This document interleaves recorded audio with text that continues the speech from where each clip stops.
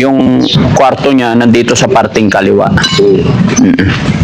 Basta gusto ko maganda, maayos. Foreman, yan na yung layout niya? Bakit parang ang liit? Maliit, Ate Yansing? Parang ang liit kasi Daddy Frankie. Mag-isa lang naman si Kuya Oliver. Ilang kwarto ba gusto mong gawin? Foreman, dapat pulido yan ha. Maganda. Natin maganda yan. Kung mas maganda yung bahay niya, dyan, lilipat na kami dyan, palit na kami ng bahay. Patay pa. Hindi pwede yan. Tayo. Bibili rin tayo ngayon. Oo.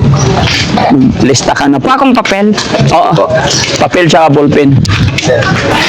Daddy Frankie, nandyan sa'yo. Ang tunay na kaibigan, tulong sa iyo.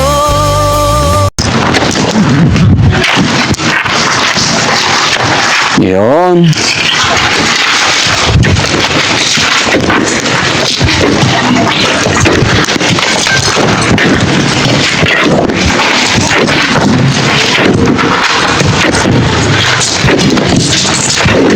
Ayos dad sa, sanay na sanay. Ha? Bilis-bilisan nyo pag ako kasama nyo. Ayoko na mabagal. Alam nyo kasi, Tay, alam mo, dati, sundalo ako. Maganda-ganda yung karir ko noon. Punta kami sa sabi ng attorney, yung head namin, may pupuntahan kami laban. Sakay kami sa 6x. O, diba? Eh, mabilis ako lagi. Una akong sumakay doon sa 6x. Doon sa ano. Tapos pagdating namin doon sa area, ang babagal ng kasama ko. Eh, dumating na kami doon sa area. Sabi ng head namin, okay men, search the area.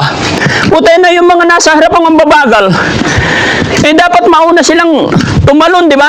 Ang babagal, pinagbabaril ko sila. Napatay. Naawol ako. Hindi pala pwedeng ganun. Ang barilin lang pala, yung kalaban lang. Eh, pag mababagal yung kasama ko, nababaril ko eh. Dalian mo tay.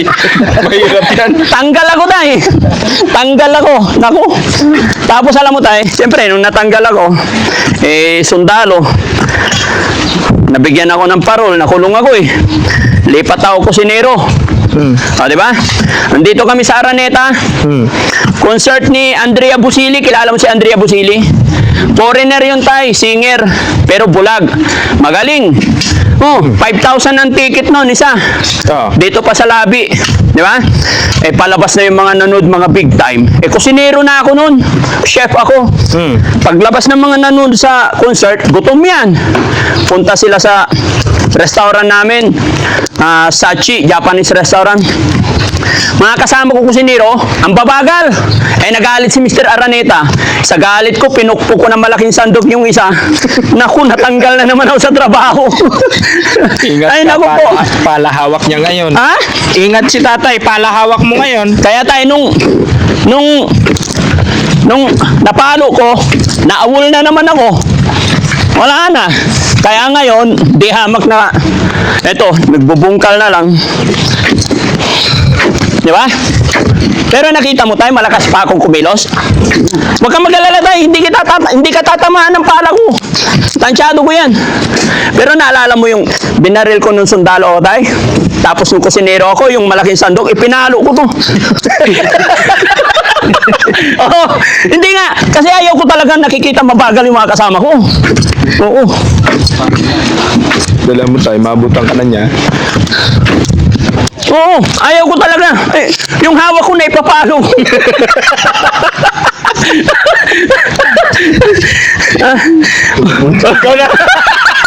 Lumayo na tuloy si tatay.